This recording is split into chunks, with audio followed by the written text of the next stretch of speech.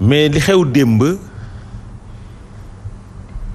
mooy nekkuloon fête mais dëj pour les travailleurs.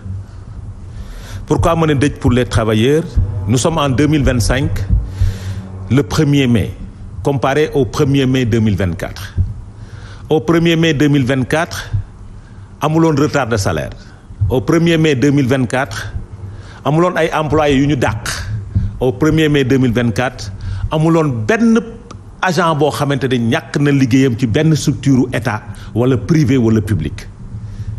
Mais 1er mai 2025, 1er mai 2025, 30 000 personnes licenciées abusivement. 1er mai dans le mooy travail bu formel. 1er mai 2025, secteur BTP tëj nërmeelu ba nit ñi ñàkk seen liggéey. 1er mai 2025, retard de salaire dans les structures. 1er mai 2025, ay travailleurs yuy toog ay weer du ñu fayeeku. Voici la situation. Donc bu nekkuloon fête démb dëj la woon pour les travailleurs. li koy wone mooy ndaje bi nga xam ni travailleurs yi def nañ ko avec dans le cadre des syndicats ay cercueil moo fa génn ay brassard rouge moo fay génn ay concert casserole moo fa am. loolu mooy wone ni li xew Sénégal li ñu wone Sénégal image bi ñu wone Sénégal le 1er mai 2025 du image bu reluisante pour les travailleurs sénégalais. Parce que liñ ci gis mooy ay nit yu am naqar xol, des pères de famille yoo xamante ni bailleurs yi ñu ngi leen di poñe pour fay ay arriérés de location, des pères de famille yoo xamante ni seen doom yi dàq nañ leen ci école ba, des pères de famille yoo xamante ni seeni soxla tas na parce que mënatuñu leen yor. loolu mooy xew 1er mai 2025 et pourtant le 1er mai 2024 dañ doon fayeeku payoor. Le 1er mai 2024 dañu amoon liggéey pour mën a fay seen location. Le 1er mai 2024 mënuloon seen bopp yu bëri nene.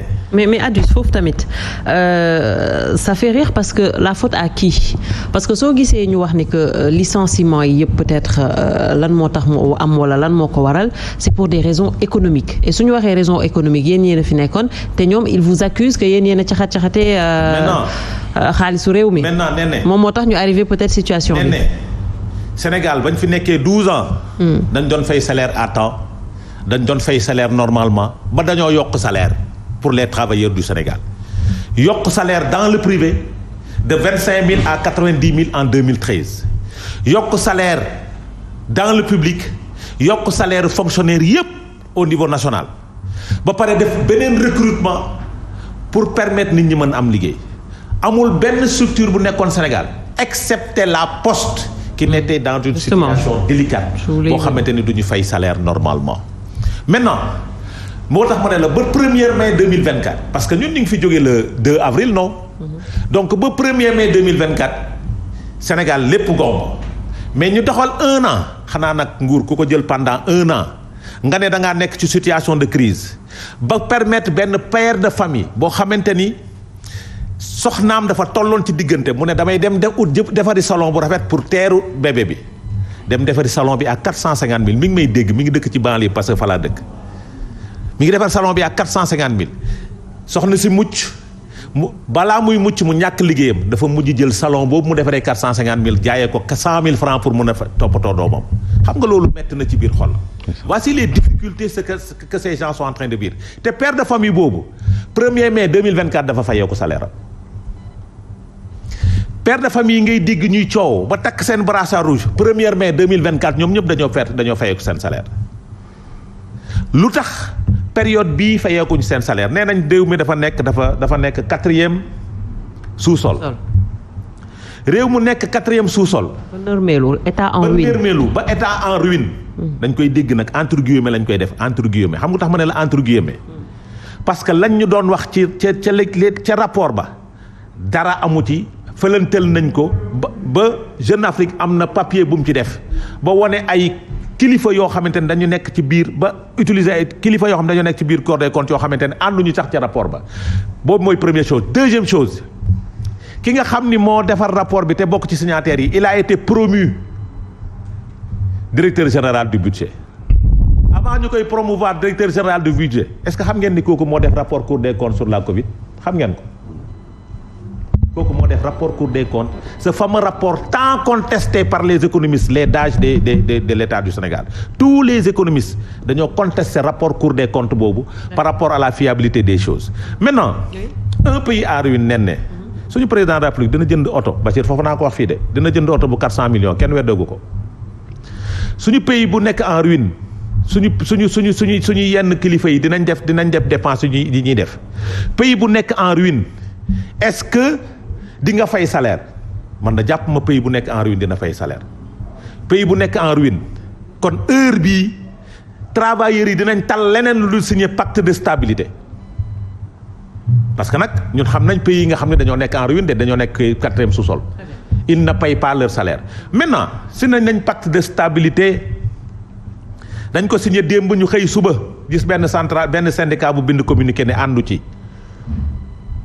le syndicat des travailleurs de la justice mooy pacte de stabilité boobu ñu signé mooy coow du am leneen du am dañ cee boolewul ñëpp parce que nag am na ñoo xamante ni def nañ communiqué ne pacte de stabilité bii ñu signé ànduñu ci muy les travailleurs de la justice. dina nga déggaat yeneen voix élevées par rapport à cette question. FGTSB ñoom nee nañ aussi ils ne sont pas signataires. Très bien. président Assas ànd gësam ñoom tamit nekkuñu woon d'ailleurs. nee na ils sont pas signataires. Oui. mais ñun nag moom ñun waa Guèye Alliance pour la République. suñu gannaaw bandang xam lu tax. ba bañ fiy jógee tous les travailleurs du Sénégal yi nekkoon fonction publique tous les travailleurs yi nekkoon fonction publique et parapublique dañ doon fayeeku leur salaire à partir du 25. on va y revenir mais foofu tamit yéen tamit quand même gisoon nañ un peu le front social nu mu nekkee woon en ébullition et on va y revenir dinañ ci ñëwaat sur certaines choses 1er mai bi ñu génn yow tamit ban jàngat nga ci am suñu gisee contexte bi nga xamante ne quand même lu ñuy wax wala lu ñuy bañ y a eu quand même énormément de licenciements. jërëjëf Néné ngeen may ma rek bala may ñëw directement ci loolu ginnaaw bi suma grand Adama Fall dafa am ci lum ñëw. Monsieur Ahmed Ndoye ñëw ci faaw muy indi ci ay leeral mooy je vois une aggravation li tubaab bi tuddee